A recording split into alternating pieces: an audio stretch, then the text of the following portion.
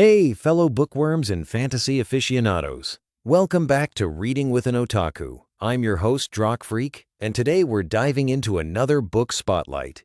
For those of you new here, a book spotlight is where I check out a summary or a preview of a highly talked about book, deep dive into its world, its characters, and its plot twists, and then decide right here, right now, if it's going on my TBR pile or if it's a pass for me. It's like speed dating for books, but with more magic and less awkward small talk. And today, we're shining our spotlight on a book that practically broke the internet when it came out. A young adult fantasy sensation that everyone seems to have an opinion on. The Cruel Prince by Holly Black. Now, I went into this one having heard whispers of fae courts, forbidden romance, and cutthroat political intrigue, which, let's be honest, is pretty much my catnip. I devoured an animated summary of the entire plot, which was actually a really fun way to experience it, almost like watching a mini-movie of the book. And let me tell you, this summary did not hold back on the details. So let's break down what The Cruel Prince is all about, and then I'll tell you if it clinched a spot on my shelf. All right, so The Cruel Prince plunges us headfirst into the life of Jude Duarte. When Jude was just 7 years old, her world shattered. Her parents were brutally murdered right in front of her by a terrifying immortal fae warrior named Madoc. And here's the kicker. Madoc is actually the real father of Jude's eldest sister, Vivian. So Madoc takes Jude, her twin sister Taryn, and their half-sister Vivian, and whisks them away from the human world to the glittering, dangerous realm of Elfhame. Talk about a messed up family reunion. They're raised among the gentry, these beautiful, cruel fae folk, by Madoc and his wife Oriana, alongside Oriana's son, Oak. From the jump, you know this isn't going to be a walk in the park. Humans in Elfhame are second-class citizens, often treated as playthings, or worse. Jude, however, is not one to be intimidated. She aspires to be a knight, to earn a permanent place in the court, but Madoc, a general himself, forbids it. He sees her as too vulnerable, too human. Classic, I know what's best for you, dad move. Except he also murdered her parents. The family dynamics here are already next-level complicated. Then we meet Cardan Greenbrier. Oh, Cardan. He's the youngest son of the High King Eldred, and he embodies the fae's inherent cruelty. He despises Jude, bullying her relentlessly at school with his posse of equally awful friends, Nicasia, Locke, and Valerian. This sets up that delicious enemies to something dynamic that YA fantasy is so famous for, right? Vivi, Jude's older sister, wants nothing more than for them to escape Elfhame and live in the human world with her girlfriend, Heather. But Jude? She's too deeply ingrained in Fairy, a world that hates her, but a world she refuses to let define her as weak. She wants power, not escape. The plot thickens when Cardan's older brother, Prince Dane, offers Jude a chance to be his spy. In exchange, she gets immunity to almost all fae glamour, making her less susceptible to their magical manipulations. Jude, ever the pragmatist, accepts. Her first mission takes her to Prince Balakin's home, Hollow Hall, where she stumbles upon a copy of Alice in Wonderland, a nice little meta touch there, and, more importantly, a letter from Queen Orlig of the Undersea, implying Balakin plans to poison Dane with a blusher mushroom. She also witnesses a disturbing scene, Balakin brutally beating Cardan, lashing him for not killing a human servant. This glimpse into Cardan's own torment adds a layer to his character beyond just cruel bully. Jude soon joins the mysterious Court of Shadows, meeting its shadowy members, the Bomb, the Roach, and the Ghost. Back home, she finds Cardan's name scrawled all over the Alice in Wonderland book, a strange, almost obsessive detail. She begins practicing Mithridatism, essentially slowly poisoning herself to build up immunity, showing her incredible resolve to survive. Things escalate quickly when Valerian discovers Jude's resistance to glamour and tries to kill her. But Jude, being Jude, turns the tables and stabs him. Later, Locke, one of Cardan's friends, invites her to a party, gives her a dress belonging to his mother, Liriope, and makes romantic advances. He kisses her, lets her stay the night. The next day, she finds a golden acorn in the dress pocket, a clue that reveals Liriope's death by, you guessed it, blusher mushroom. This makes Jude rethink Orla's letter, realizing it was more about the location of the mushrooms than a direct poisoning plot. The layers of deception are just intense.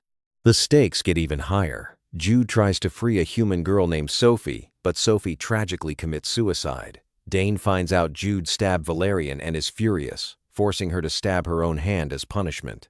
That very night, Valerian tries to kill her again in her bedroom, and this time, Jude kills him for good.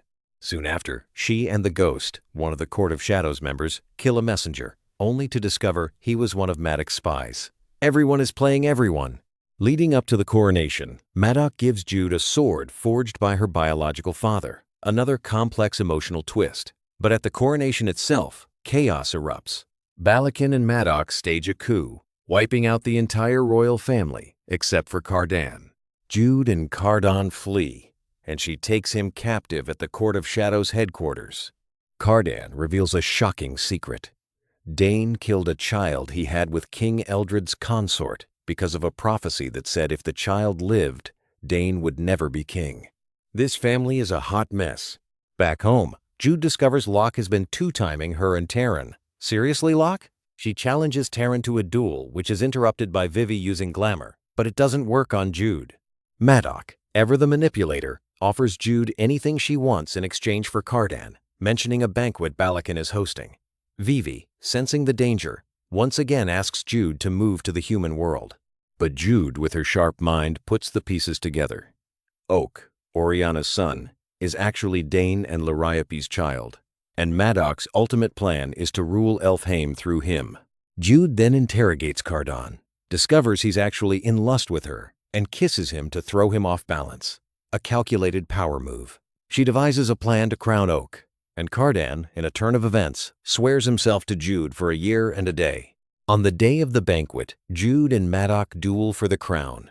Jude wins by poisoning Madoc's wine, but in a masterstroke of betrayal and ruthless ambition, she doesn't crown Oak. Instead, she has Oak crown Cardan, making him her puppet king, effectively seizing power for herself. The final reveal is Jude, the human girl, ruling Elfhame through its cruelest prince, a year and a day and beyond. Okay, phew! That was a whirlwind, right? So after watching that entire animated summary, what's my verdict for The Cruel Prince by Holly Black? Honestly, I didn't hate the book, but I definitely didn't love it either. It landed squarely in the middle for me. On the one hand, the summary showed me some incredibly solid characters. Jude is phenomenal. Her ambition, her resilience, her refusal to be a victim in a world designed to crush her, that was compelling. Cardan also had more layers than I initially expected, going from a pure bully to someone with his own torments and, eventually, a complicated attraction to Jude. Even Madoc, as a villain, father figure, had this fascinating morally gray complexity to him. The character work here, at least from the summary, felt really strong. However, where it lost me a bit was the plot. While there were some incredibly high-stakes moments and jaw-dropping twists, Jude killing Valerian, the coronation coup, Locke's double-dealing, Jude's ultimate power grab, I found myself losing interest as the detailed summary progressed. It felt like twist after twist piled on, sometimes a little too quickly, and the sheer volume of political maneuvering and betrayals, while clever, just started to feel a bit much. I understand that's the essence of the fairy realm, but for my personal taste, it started to feel a little convoluted, and I just didn't connect with the overarching narrative flow enough to feel truly invested emotionally. So, drum roll please. For now, The Cruel Prince is a pass for me to physically pick up and read. I am genuinely curious where the story goes from here, especially with Jude now pulling the strings behind the scenes with Cardan. That cliffhanger of her betrayal and gaining power is fantastic. So, I will probably check out the summaries of the other books in the series, because I want to know what happens to these characters and how this intricate plot resolves. But I'm just not interested enough to purchase the full books and dive into them right now. But hey, that's just my experience with the summary. If you've enjoyed The Cruel Prince or the entire Folk of the Air series, that is absolutely fantastic. This book has captivated so many readers, and I totally get why the characters and the unique world capture people's imaginations. So, what do you think? Have you read The Cruel Prince? Did you love it, hate it, or feel somewhere in between like me? Let me know in the comments below. And if you want to see more book spotlights, Give this video a big thumbs up.